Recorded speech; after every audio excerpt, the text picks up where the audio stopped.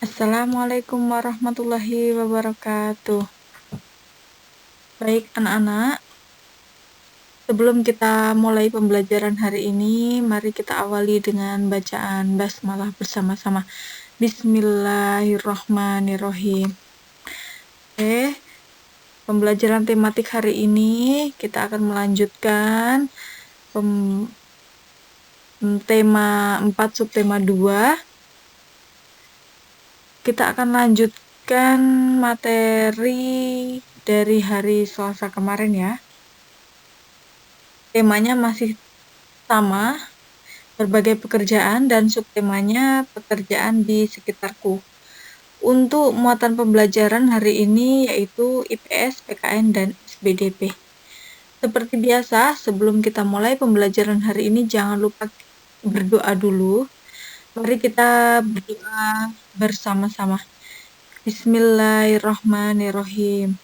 Raditu billahi robba, wabil islami dina, wabi muhammadin nabiyya wa rasula, rabbi zidni ilma, warzuqni fahma, amin ya rabbal alamin. Untuk muatan pembelajaran hari ini ada 3, yaitu ilmu pengetahuan sosial, PPKN, dan SBDP. Adapun materi dari masing-masing MUPEL yaitu kita mulai dari ilmu pengetahuan sosial. Yang pertama, jenis pekerjaan dalam suatu kegiatan ekonomi, dan yang kedua yang akan kita bahas dari MUPEL IPS adalah kegiatan ekonomi. Untuk muatan pelajaran yang kedua yaitu PPKN, materi yang akan kita bahas hari ini ada 3, yaitu hubungan simbol dengan hubungan makna kedua Pancasila. Yang kedua yaitu sikap tokoh yang sesuai dengan sila kedua Pancasila.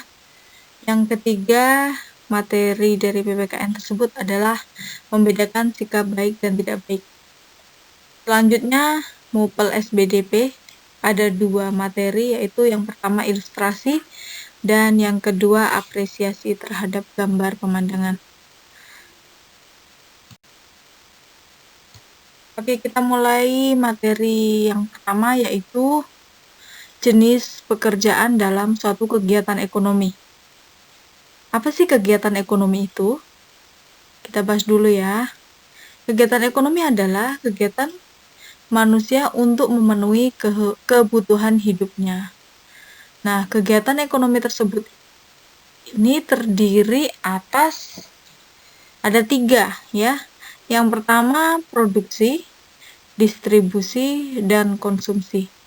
Apa sih produksi itu? Produksi yaitu yang menghasilkan barang, distribusi yaitu yang menyalurkan barang, dan konsumsi adalah pengguna barang tersebut. Baik, kita bahas yang pertama dulu yaitu produksi. Apa sih produksi itu? Produksi adalah kegiatan menghasilkan barang atau jasa untuk memenuhi kebutuhan. Kegiatan produksi dilakukan oleh produsen. Jadi orang yang memproduksi itu namanya produsen. Nah, contoh kegiatan produksi barang antara lain bercocok tanam seperti petani, membuat sepatu, atau nelayan. Coba kalian perhatikan dulu petani. Petani itu pekerjaannya yaitu menanam padi. Jadi dia menghasilkan barang yaitu barangnya padi. Terus pembuat sepatu. Orang yang membuat sepatu dia memproduksi sepatu. Nelayan, dia menghasilkan ikan di laut. Nah, dia orang tersebut dinamakan produsen, orang yang memproduksi. Nah, barang-barang yang dihasilkan seperti ikan, sepatu, dan juga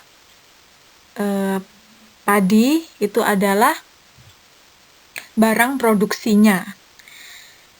Oke, sekarang contoh kegiatan produksi jasa antara lain yaitu pengendara mobil atau sopir mengajar, contohnya guru, mengobati orang sakit, contohnya dokter.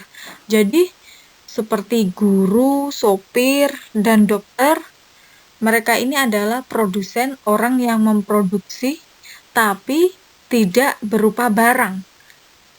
Jadi yang diproduksi ini adalah seperti dokter bisa mengobati, menyembuhkan orang sakit. Guru bisa mengajar anak-anak di sekolah, seperti itu. Jadi bukan bentuk barang yang dihasilkan. Nah, itu namanya dia itu produksi jasa. Oke, yang kedua yaitu distribusi. Distribusi adalah kegiatan menyalurkan barang dan jasa dari produsen ke konsumen. Kalau tadi produksi, orang yang memproduksi, orang yang menghasilkan barang. Nah, kalau sekarang distribusi. Distribusi ini adalah yang menyalurkan dari pembuat ke konsumen, orang yang memakai. Distribusi barang atau jasa dilakukan oleh distributor. Distributor ini adalah orang yang menyalurkan barang tersebut. Orangnya adalah distributor. Kalau kegiatannya yaitu distribusi, orang yang menyalurkan dari produsen ke konsumen. Ada beberapa macam distributor seperti agen, pedagang grosir, dan pedagang eceran. Contoh kegiatan distributor antara lain menyalurkan air mineral kemasan. Jadi yang memproduksi air mineral ini apa? Ya pabrik. Nah, pabrik pembuat. Nah, yang menyalurkan, yang mendistribusikan adalah distributor namanya. Yang kedua yaitu menjual kebutuhan pokok seperti toko-toko, warung kayak gitu ya. Itu namanya menjual kebutuhan pokok, mendistribusikan dari pembuat, dari produsen ke konsumen. Konsumennya siapa? Orang yang membeli dari toko tersebut. Nah, seperti contoh lagi yaitu kurir. Kurir itu adalah orang yang menyalurkan gitu. Yang ketiga yaitu konsumsi. Konsumsi adalah kegiatan menggunakan barang atau jasa untuk memenuhi kebutuhan. Konsumsi barang dan jasa ini dilakukan oleh konsumen. Orang yang mengkonsumsi adalah konsumen. Siapa konsumennya? Ya kita-kita ini. Ibu, kalian, orang tua, itu namanya konsumen. Orang yang menggunakan barang itu tadi. Contoh kegiatan konsumsi antara lain makan, minum. Makan seperti nasi. Nasi dari mana? Dari petani. Petani itu adalah produsen, orang yang memproduksi padi. Nah, untuk lauknya ikan dari mana? Dari nelayan. Nelayan itu adalah yang memproduksi. Orang yang menjual di pasar adalah apa, Nak? Distribusi, yang mendistribusikan, yang menjual. Oke, sekarang perhatikan skema kegiatan ekonomi. Nah, gambar yang atas itu adalah petani. Petani berperan sebagai produksi, orang yang memproduksi, yaitu produsen. Nah, yang bawahnya distribusi, orang yang menyalurkan. Itu apa contohnya? Toko sembako, warung, dan lain-lain. Nah, yang sebelahnya yaitu konsumsi. Orang yang memakai, menggunakan, memakan, itu namanya konsumsi. Nah, gambar yang bawahnya, gambar yang kedua, itu yang pertama dari kayu hutan. Kalian lihat ya, gambar yang pertama itu masih di hutan. Nah, yang lalu kayu hutan tersebut ditebang, ya, menebang kayu itu ditebang. Lalu kayunya dipotongi jadi kayu gelondongan. Selanjutnya dibawa ke pengrajin kayu, lalu diolah menjadi mebel. Nah, kalau sudah jadi, ini akan dijual ke toko mebel. Nah, toko mebel ada orang yang membeli di toko tersebut. Nah, itu yang terakhir. Yang terakhir itu pada konsumen, orang yang membeli atau yang memakai. Itu ya. Nah, pengrajin kayu itu dia berperan sebagai apa? Produsen, orang yang memproduksi kayu dari gelondongan diolah menjadi bentuk mebel. Boleh meja, kursi, dan lain-lain. Nah, orang toko mebel tersebut dia berperan sebagai apa?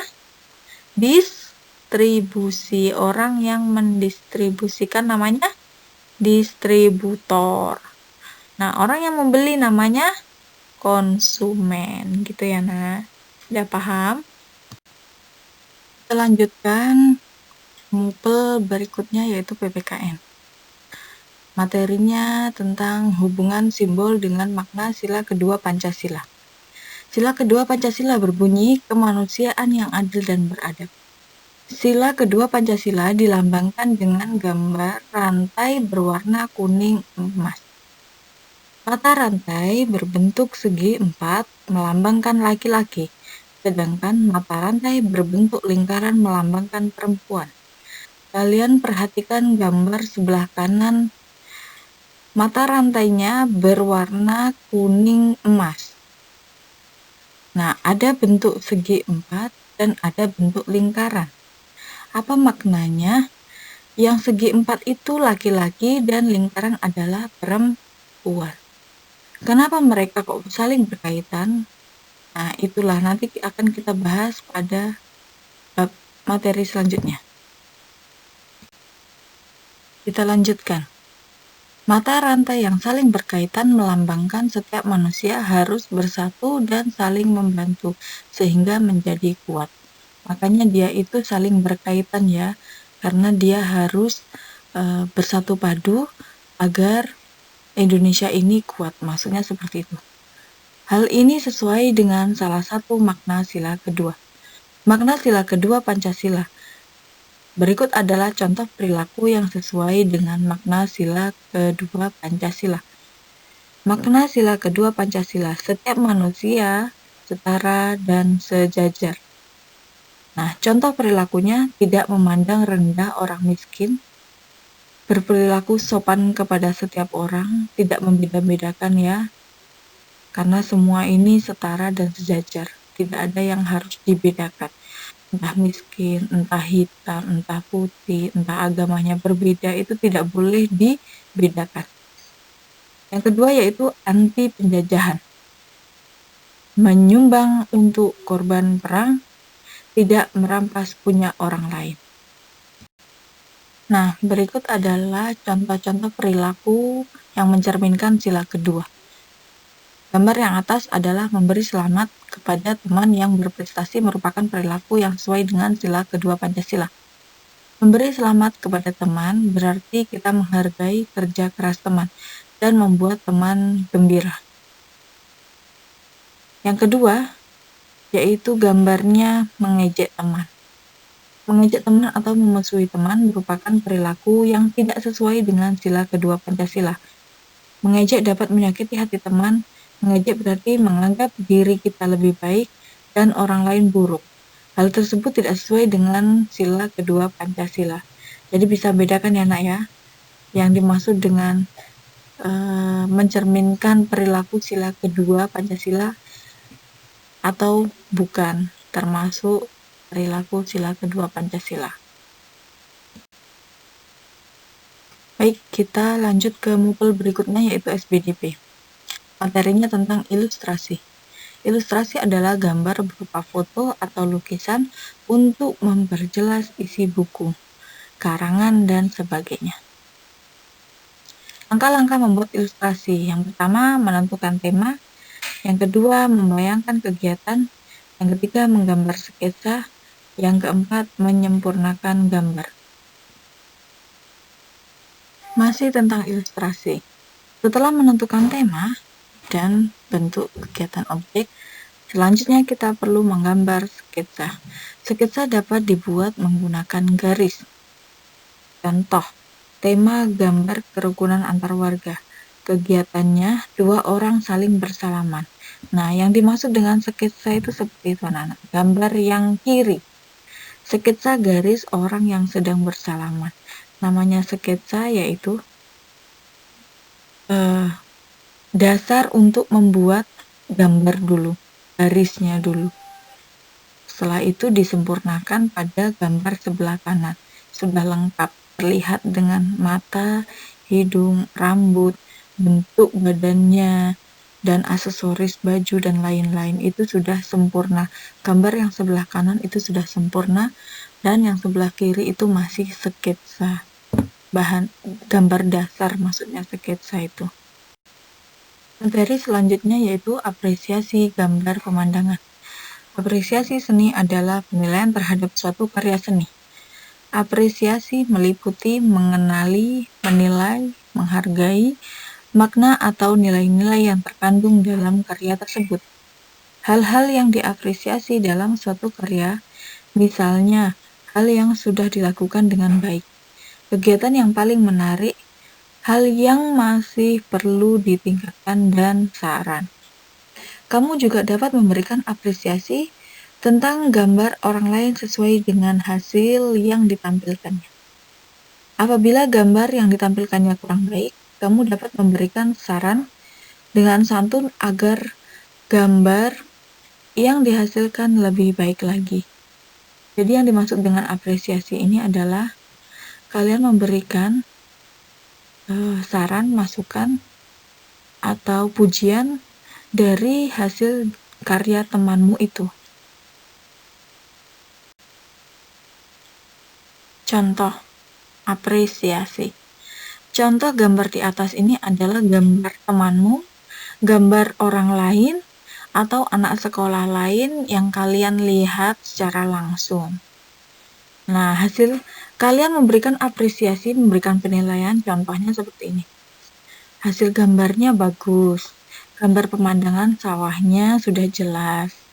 Gambar ini juga memiliki pesan positif, yaitu kita harus memanfaatkan sumber daya alam dengan bijak. Nah, ini namanya apresiasi, memberi penilaian. Kalau memang belum bagus, kalian bisa menyebutkan sarannya itu harusnya seperti apa lagi, begitu. Agar gambarnya mungkin kedepannya lebih sempurna lagi. Begitu anak-anak ya, contoh apresiasinya.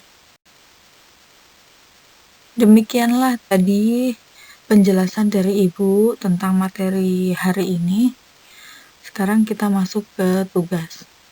Tugas hari ini adalah ada 2. Yang pertama, berikan 1 contoh kegiatan produksi, distribusi, dan konsumsi dalam kehidupan sehari-hari.